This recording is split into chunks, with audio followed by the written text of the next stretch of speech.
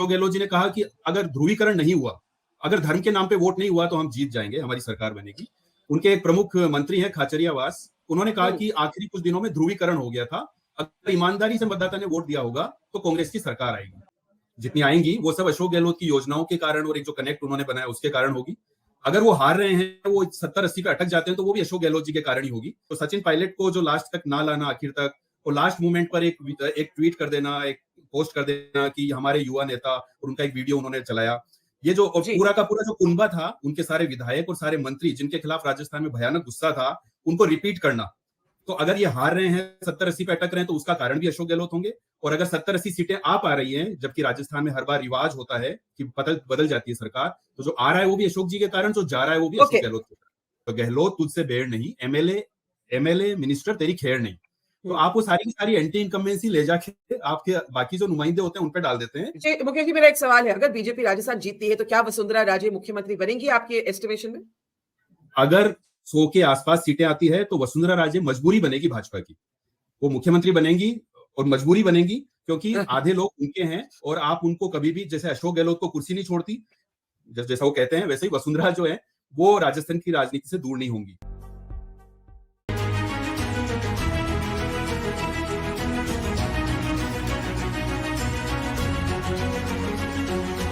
It's the penultimate day before the actual day of counting. I'm Barkha Dutt. You're with the Mojo Story. Let's get straight to our exit poll special programming. Over the next 2 hours, we'll be looking at the different numbers coming from different polling agencies at the 5 poll-bound states. It's a set of elections that is considered the semi-final before the big match of 2024.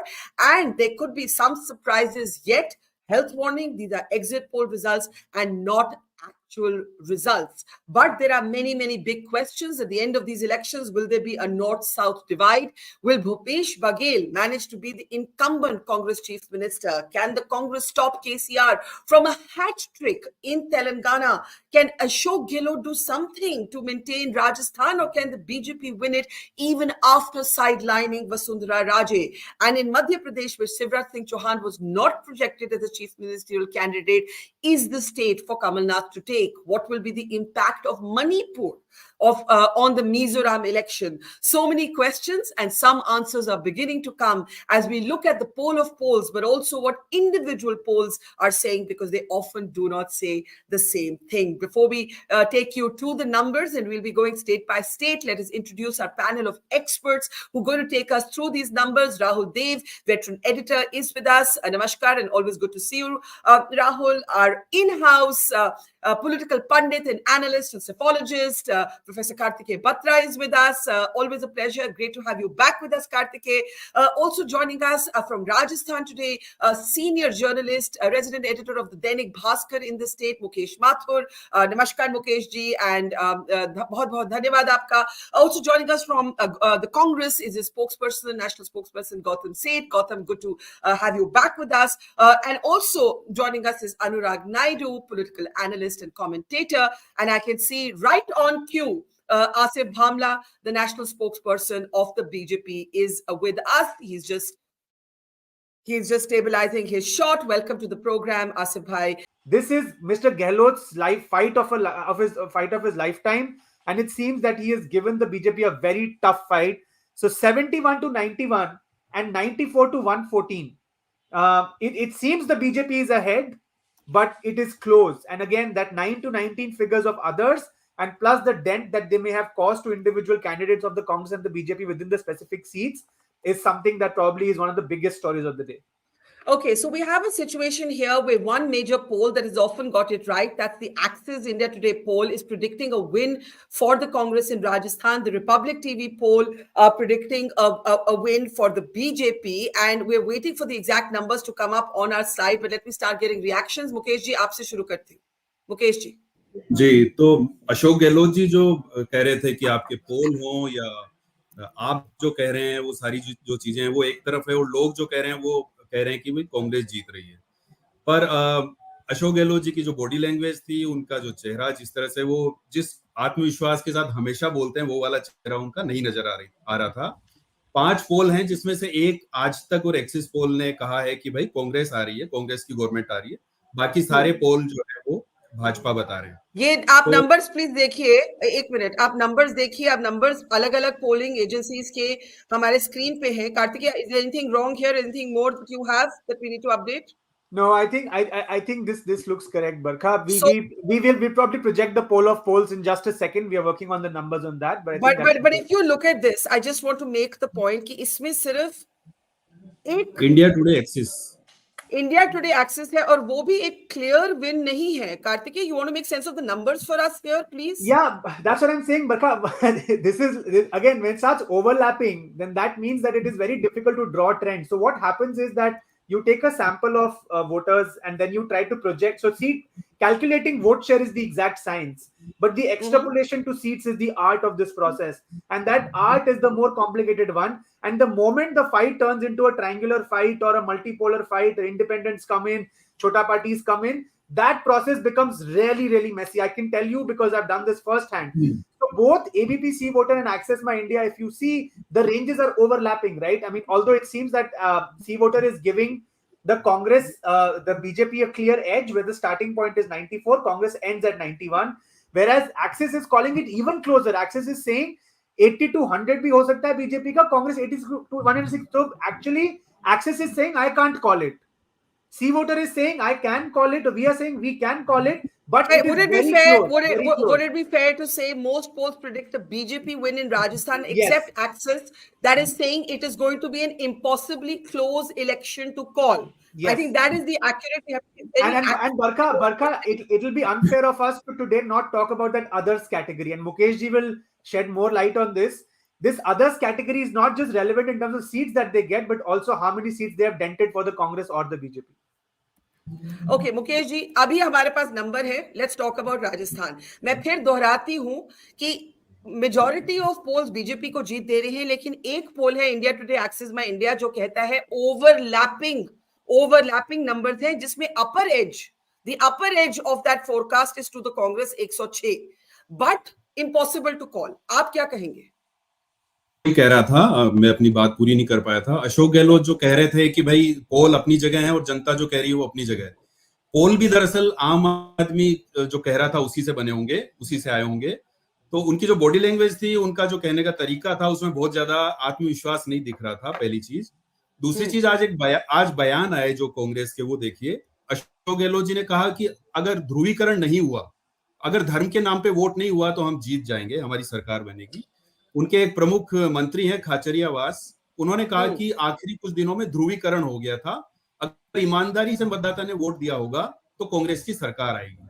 तो कुल मिला के उनका जो camp है कांग्रेस का, अशोक गहलोत जी का, उसमें वोटिंग के दिन से ही एक नेगेटिविटी या एक इस तरह का फील, एक इस तरह का है कि भाई हमारे हाथ से कुछ हद तक चुनाव जा चुका है, पहली चीज। दूसरी चीज, सारे के सारे जो रिजल्ट हैं, जो एग्जिट पोल है, वो बीजेपी दिखा रहे हैं। और जो आप कह रहे थे कि जो अदर्स वाला जो नंबर है वो हमेशा राजस्थान में क्रूशियल होता है, इस बार भी होगा। अगर कन्विंसिंग विक्ट्री अगर बीजेपी को नहीं मिलती है तो ये अदर्स वाला एक जो नंबर है ये बड़ा इंपॉर्टेंट होगा। The Congress has given a very, very strong fight in Rajasthan. We have, pushed all the good governance work of Ashok Gehlot. We were delivering gas cylinders for 500 rupees. Certainly with the BJP failed to do anywhere in any country they governed. They did promise in Chhattisgarh that they'll come to power and give gas cylinders for 500 rupees. But they have governments in so many states. They could have done it by now, but they didn't do it. The Congress managed to do that. The Congress managed to implement the health scheme for the old age people, which was also unparalleled in any other country, the way Ashok Gehlot implemented it and took it to the ground. Yes, there was some anti-incumbency against some MLAs in some constituencies. That's true. But the Congress has given a very, very strong fight. And I will be still a little more optimistic about what these numbers say. जितनी सीटें कांग्रेस को आई हैं, जितनी आएंगी, वो सब अशोक गहलोत की योजनाओं के कारण और एक जो कनेक्ट उन्होंने बनाया उसके कारण होगी। अगर वो हार रहे हैं, वो 70-80 पे अटक जाते हैं, तो वो भी अशोक गहलोत जी के कारण ही होगी। क्योंकि उनके जो खुद के जो अशोक गहलोत, जो सचिन पायलट को जो लास्ट तक ना लाना, आखिर तक, और लास्ट मोमेंट पर एक ट्वीट कर देना, एक पोस्ट कर देना कि हमारे युवा नेता, और उनका एक वीडियो उन्होंने चलाया, ये जो और जी। पूरा का पूरा जो कुनबा था, उनके सारे विधायक और सारे मंत्री जिनके खिलाफ राजस्थान में भयानक गुस्सा था, उनको रिपीट करना। तो अगर ये हार रहे हैं, 70-80 पे अटक रहे हैं, तो उसका कारण भी अशोक गहलोत होंगे। और अगर 70-80 सीटें आ पा रही हैं, जबकि राजस्थान में हर बार रिवाज होता है कि बदल जाती है सरकार, तो जो आ रहा है वो भी अशोक जी के कारण, जो जा रहा है वो भी अशोक गहलोत के कारण। तो ये मतलब अशोक गहलोत का चुनाव है, हार या जीत ये अशोक गहलोत का चुनाव है, ये आप कह रहे हैं मुकेश भाई? One man show. One man show. Okay, very interesting there. Asif Bhamla, now Rajasthan, it's confusing because we have four of the polling agencies giving it to your party, but one saying it's too close to call. It shows that the Congress has put up a good fight going by these numbers. Asif Bhamla. Rajasthan is not at all confusing. Rajasthan is definitely a vote for a change. Barkha, you may write this down, and we will speak once the results are out. I'm sure you'll give me the privilege to be on your channel then. So Rajasthan, you can write it down. That is one thing. But the reasons why, जैसे हम कहते हैं ना, Ashok Gehlot ji, a previous spokesperson, also was mentioning Ashok ji has. So Ashok ji itself, and it is his own policies that will be the reasons why the Congress will have the incumbency and will have to face this problem. If you ask me, the women's safety law, the corruption in Rajasthan, the lathi charge, they talk about farmers in the entire country, but when it comes to Rajasthan, if you see, there have been a number of instances of lathi charges on farmer. Lal Diary ke baare mein to ye charcha karte hain hi nahi. So you look about the they talk about the they talk about sir आप ही से सवाल है, जो polling agency Rajasthan को close election कह रही है, वही पोलिंग एजेंसी मध्य प्रदेश में आपकी पार्टी को जीत दे रही है, तो आप एक स्टेट में उनको बिलीव करते हैं, दूसरी स्टेट में उनको नहीं बिलीव करते? नहीं, हम किसी को बिलीव नहीं करते। हमको अपने नेता, अपने लीडर आदरणीय नरेंद्र मोदी जी के काम पर भरोसा है। क्या आप सहमत हैं कि एक्सिस के पोल के बावजूद और जो एडवांटेज है, जो एज है, वो अभी भी बीजेपी के साथ है? 100%। पर एक पॉइंट ये है, अगर लार्जर पिक्चर देखें तो कांग्रेस के पास मुस्कुराने की बहुत सारी वजह है। अगर तेलंगाना में कांग्रेस आ रही है और छत्तीसगढ़ में कांग्रेस एग्जिट पोल के हिसाब से है, और जो मध्य प्रदेश का हम कह रहे हैं बीजेपी एक तरफा है, मेरे पास जो लिस्ट है उसके हिसाब से 3 पोल ऐसे हैं जो बीजेपी के साथ हैं और 3 ऐसे हैं जो कांग्रेस के साथ हैं। तो अगर ये 3 स्टेट में अगर कांग्रेस बढ़त मिलती है तो एक राहुल गांधी के लिए एक अच्छी बात। राजस्थान में जो बात है रिवाज की, बीजेपी के अपने जो एफर्ट हैं, अगर बीजेपी आती है उसके अपने एफर्ट अगर 5 साल में देखें, पहली बात उनके पास कोई चेहरा नहीं था, कोई लीडरशिप नहीं थी। आप भले ही कहते रहे कि हम मोदी हमारा चेहरा है, लेकिन राजस्थान का कार्यकर्ता, राजस्थान का नेता एक और पोल आया है मुकेश भाई, ये चाणक्य का, अगर हम बैनर पे आपको दिखाएं तो वो कांग्रेस को एज दे रहा है, वो कांग्रेस को एज दे रहा है। Access is saying it's too close to call. And can we go to the Rajasthan numbers? We're actually on the Rajasthan numbers, please. We're actually just on the Rajasthan numbers. We look at the other states after this. Mukesh bhai, please carry on. Rajasthan में सिर्फ एक poll है जो India Today axis का है, जो कह रहा है कि कांग्रेस आ सकती है, अदरवाइज सारे एक और भी कह रहा है। नहीं सर, एक और भी अभी आया है चाणक्य का पोल, वो कांग्रेस को विन दे रहा है राजस्थान में, बट गो अहेड। ओके जी, पर एग्जिट पोल क्या कहते हैं उसका फाइनल 3 तारीख को पता चलेगा। पर ओवरऑल इसके पीछे की जो कहानी है वो मैं बता रहा था आपको कि बीजेपी के अपने एफर्ट अगर इस जीत में देखे जाएं तो बहुत कम है। कैसे? 5 साल तक जो सारे जो इश्यूज थे राजस्थान के, सारे जो मुद्दे थे, पेपर लीक है ना, महिलाओं के खिलाफ अत्याचार वगैरह, 5 साल तक बीजेपी उसको सही ढंग से चैनलाइज करके उस गुस्से को, उस नाराजगी को कभी सामने नहीं ला पाई। सचिन पायलट ने अजमेर से जयपुर तक एक रैली निकाली पेपर लीक के खिलाफ, उनकी पार्टी के एक व्यक्ति ने, नेता ने, और उसमें लाखों लोग आए। बीजेपी की कोई ऐसी रैली, कोई ऐसा मंच नहीं दिखा जहां पे युवाओं का ऐसा गुस्सा आप उसको सामने ला सके, पहली बात। दूसरी बात, इनका कोई चेहरा नहीं था राजस्थान में। मोदी हमारा चेहरा है कहते रहे और उसी से आगे बढ़ते रहे।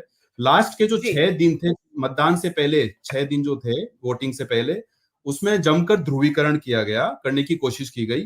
और अब आज के दौर में बीजेपी ध्रुवीकरण तभी करती है जब उसके बाकी सारे इश्यूज, बाकी सारे मोर्चे फ्लॉप हो जाते हैं, फेल हो जाते हैं। तो आखिर के 6 दिनों में बहुत सारे रोड शो हुए, योगी के रोड शो हुए, मोदी के जयपुर में प्रधानमंत्री मोदी के रोड शो हुए, और बहुत सारी ऐसी बातें कही गई। भारत पाकिस्तान हो गया, ये चुनाव भारत पाकिस्तान जैसा हो गया, तालिबान यहाँ आ गए, वगैरह वगैरह। Rajasthan, personally, I have my doubts what will happen, but as very succinctly somebody put to me when I was there, this is आखिर में सरकार तो वही बनाएगी जो वसुंधरा और गहलोत चाहेंगे। वसुंधरा और गहलोत क्या चाहेंगे? जो एंटी इनकम्बेंसी की पूरी थ्योरी चल रही थी ना कि आजकल काम नहीं करती एंटी इनकम्बेंसी, तो उसमें ये है कि एंटी इनकम्बेंसी तो होती है, अच्छी खासी होती है, राजस्थान में भी थी। अशोक गहलोत सरकार के 10 मंत्री ऐसे थे जिनके खिलाफ भयानक गुस्सा था, कोई भ्रष्टाचार के मामले में था, कोई किसी ने कोई क्राइम किया था, कुछ किया था, भयानक गुस्सा था सरकार के खिलाफ। लेकिन अब क्या होता है कि जो मुख्यमंत्री होता है वो सारा कुछ अपने हाथ में रखता है और आखिरी 6 महीनों में इतनी सारी फ्री स्कीम्स और ये सब लाता है, फिर वो कहता है कि मेरे खिलाफ कोई एंटी इनकम्बेंसी नहीं है। जैसे गहलोत ने एक कार्यक्रम में कहा कि मैंने सुना है कि ऐसा कहा जा रहा है कि गहलोत तुझसे बेड़ नहीं, एमएलए मिनिस्टर तेरी खेड़ नहीं। तो आप वो सारी की सारी एंटी इनकम्बेंसी ले जाके आपके बाकी जो नुमाइंदे होते हैं उन पे डाल देते हैं, और आप जितना बांट के 500 रुपए में सिलेंडर ये वो करके, और आप बन जाते हैं एकदम नायक हीरो की तरह। तो एंटी इनकम्बेंसी का हाल ये है। दूसरी बात ये है कि सामने जो पार्टी होती है वो उस एंटी इनकम्बेंसी को तरीके से प्ले नहीं कर पाती। जैसे बीजेपी ने सही कहा कि राजस्थान में जिस तरह से उनको लड़ना चाहिए था और जो 5 साल में इश्यूज को उठाना चाहिए था वो नहीं उठाया। वसुंधरा राजे की अभी उन्होंने कहा कि उनको मौका नहीं दिया कि वो पूरे राजस्थान में घूमती। वसुंधरा राजे ने 50 सभाएं की राजस्थान में, और अपने क्षेत्र में 1 या 2 की, बाकी पूरे दूसरे प्रत्याशियों के क्षेत्रों में की। लेकिन वो किसी अपनी पार्टी ने उसको पुश नहीं किया। वो उनका ओवरऑल वो है, उनका एम्बिशन है, उनकी टीम है। बहुत सारे कैंडिडेट ऐसे हैं जो वसुंधरा राजे के हैं, तो वो पूरे राजस्थान में घूमी, सबसे ज्यादा भीड़ भी उनकी सभाओं में आई।